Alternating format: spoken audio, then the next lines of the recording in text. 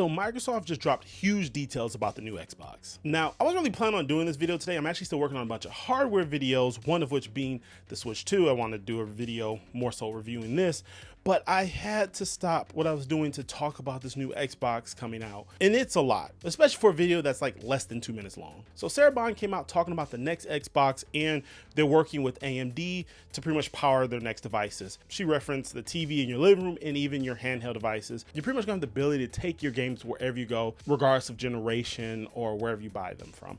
And that's something that Xbox has really been hinting towards. We had the leak that happened earlier this year where you saw Steam on the UI, and I'm pretty sure that UI probably is going to be the next Xbox UI, the next big one for the next generation systems. But regardless of that, everyone's excited. But the thing that's so interesting about this is she actually referenced towards the end of that video that the next Xbox is not going to be locked down by one particular storefront.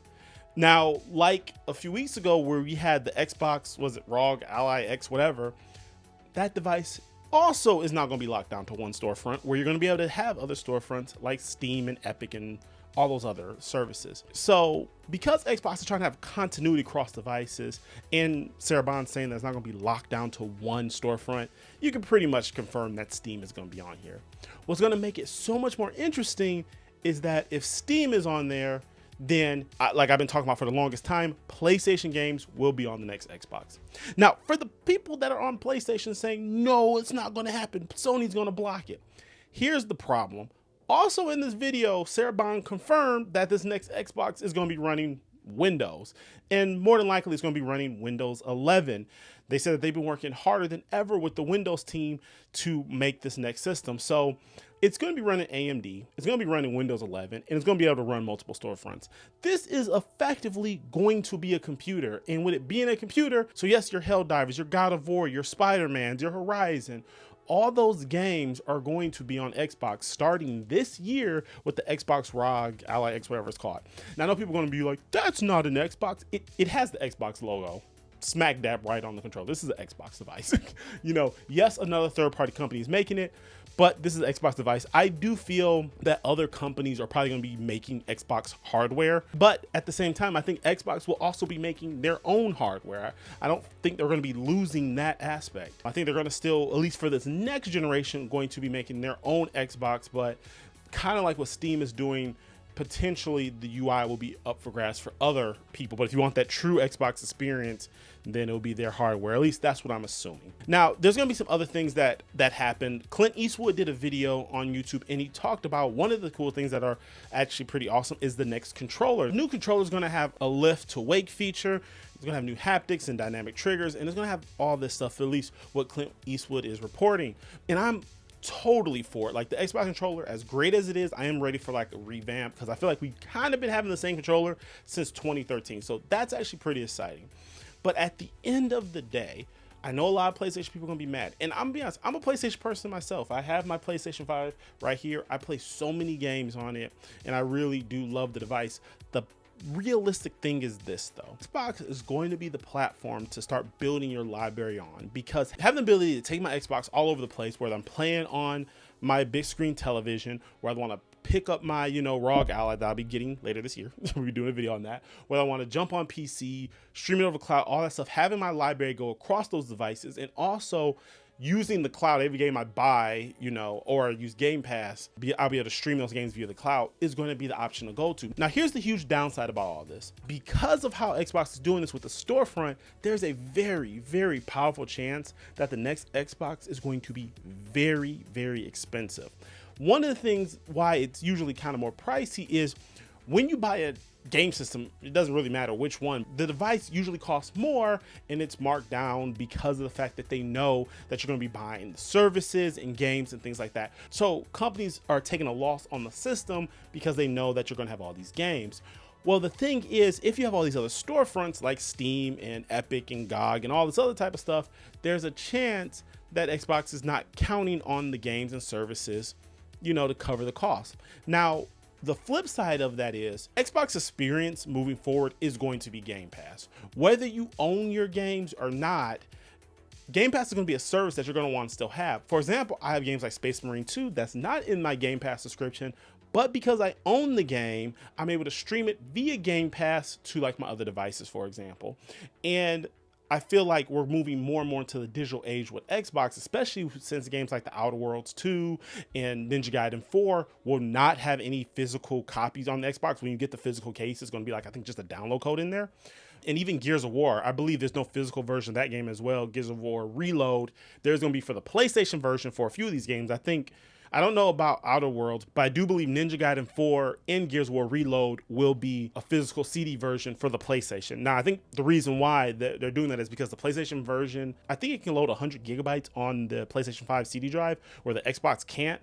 I believe that's the case, so don't super quote me on that, but I believe that's the case. Xbox is moving away from physical copies, which makes sense because, yes, physical copies are cool. I have a plethora of physical copies here. I plan on buying more because, you know, I'm nostalgic. I like having my old games that I used to play when I was a kid and have a physical copy.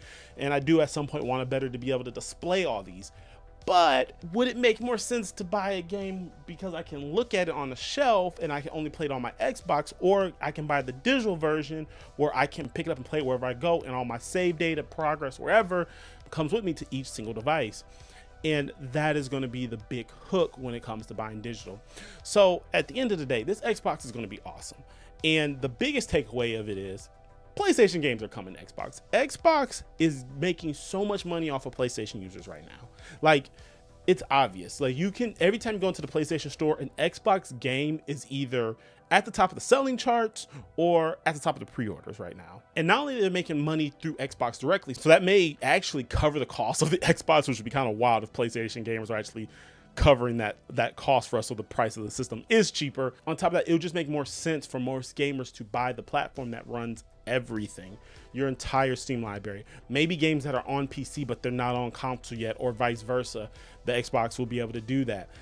And this kind of puts PlayStation in a situation where they're a little cooked. And the reason why I said that is because in reality right now, what is it that PlayStation 6 has to offer?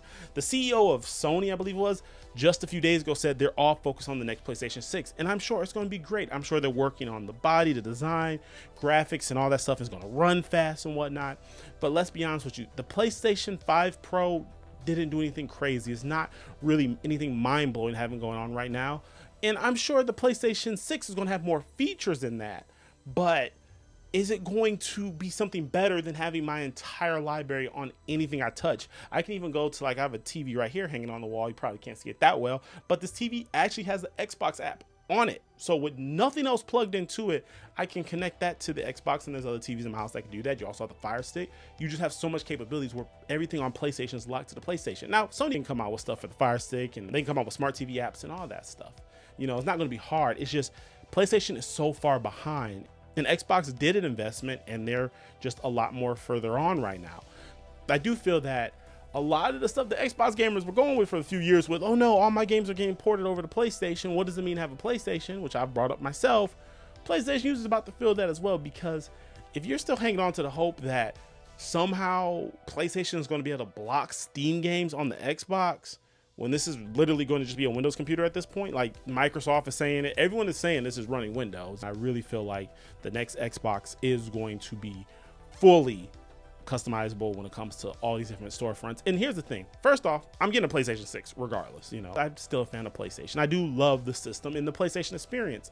The problem is I don't know how many PlayStation games I'm going to be buying if it's going to be on Xbox. Like, yeah, I'll buy the first party games on PlayStation, but outside of that, I just probably going to go ahead and buy all my multi-plat games for the Xbox platform. This is going to encourage a lot of people, and I highly suggest, if you really are interested in this future, to start, you know, building up that Xbox library.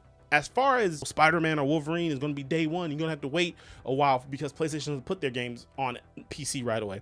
Well, here's the first thing to that. One, Xbox gamers don't have PlayStation games right now anyways, so having to wait a year for it to get ported over, it's not that big of a deal, where PC users already wait a year and get their PlayStation games regardless.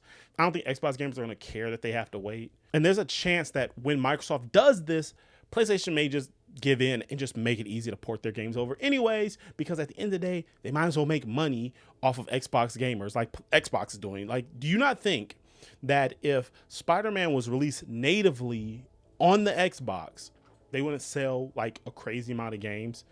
like Xbox is doing with PlayStation.